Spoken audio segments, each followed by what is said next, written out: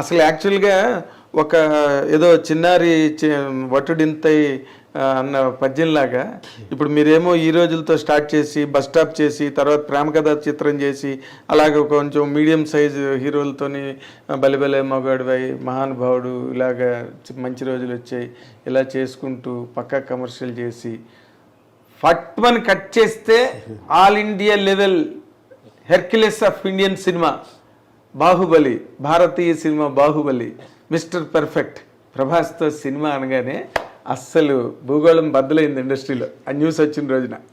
అసలు అది ఎలా జరిగిందండి? న్యూస్ మేమే ఇవ్వలేదండి.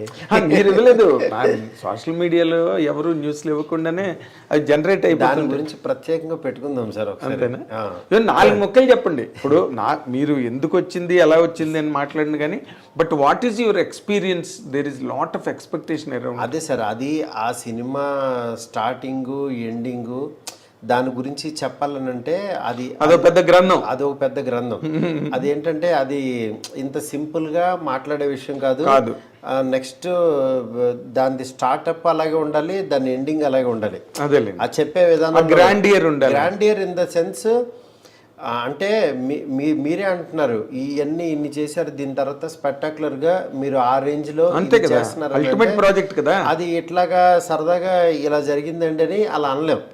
ఎందుకంటే దానికి ఆయన ఏమి నమ్మాడు, నాలో ఏం చూశాడు, మా ఇద్దరం కలిపి మేమేం ప్రపంచానికి చెప్పదలుచుకున్నాము, ఆయన ద్వారా నేనేం చెప్పదలుచుకున్నాను, ఇవన్నీ ఒక పెద్ద ఇది ఉంటుంది. అవునండి.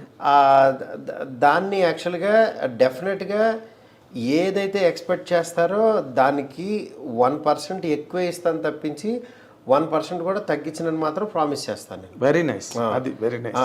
ఎందుకనంటే వేరే వాళ్ళకి ఆయన వాల్యూ ఎలా తెలుసో నాకు తెలుసు. వేరే వాళ్ళకి ఇప్పుడు చాలామంది అనుకుంటారు ఫ్యాన్స్ కానీ వేరే వాళ్ళు కానీ యాక్చువల్గా మా హీరోతో ఎలా తీస్తాడో, ఇతని దగ్గర నుంచి ఎలా అనుకుంటున్నావు, ఇవన్నీ ఎక్స్పెక్ట్ చేస్తున్నావు, ఇవన్నీ ఎలా అనుకుంటారో వాళ్ళకంటే 1% ఎక్కువే ఉంటాను నేను. అలా ఎక్కువ ఉంటేనే యాక్చువల్లీ ఈ స్థాయిలో ఉండగలుగుతాను.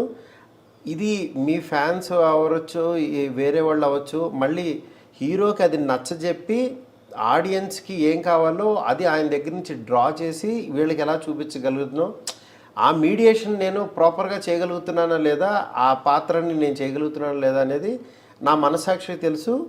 అది త్వరలో మీకు తెలుస్తుంది. అదే అంతే సింపుల్. కానీ ఒక చాలా వెరీ వెరీ ఇంట్రెస్టింగ్ ప్రాజెక్ట్ అండి ఇది.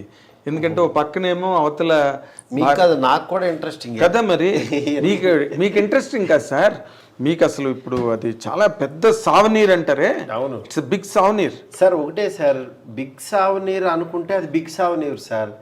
అది ఒక పని అనుకున్నాం అనుకోండి, అది 18 అవర్సే కష్టపడతాం సార్. ఇప్పుడు సీఎం కైనా 24 అవర్సే, నార్మల్ వాడికైనా 24 అవర్సే. అమ్మ సీఎం సీట్లో కూర్చున్నా నాకు 4 గంటలు ఎక్స్ట్రా కావాలంటే ఏమి రావండి. కానీ మన వర్క్ని యాక్చువల్గా ఈ సీఎం పదవిని ఎలా ఇది చేస్తున్నాం, ఎలా టైం ఇస్తున్నాము, మెంటల్ పీస్ ఎలా గెయిన్ చేస్తున్నాం, మధ్య మధ్యలో బ్రీతింగ్ స్పేస్ ఎలా పెట్టుకుంటున్నాం, దేనికి ఇంపార్టెన్స్ ఇస్తున్నాం, దేనికి మన మాట అవ్వచ్చు, మన పని అవ్వచ్చు, దానికి వాల్యూ ఎంత ఇస్తున్నాం అనేది ఉంటుంది. వాల్యూ ఆఫ్ ద వర్క్ అంతే.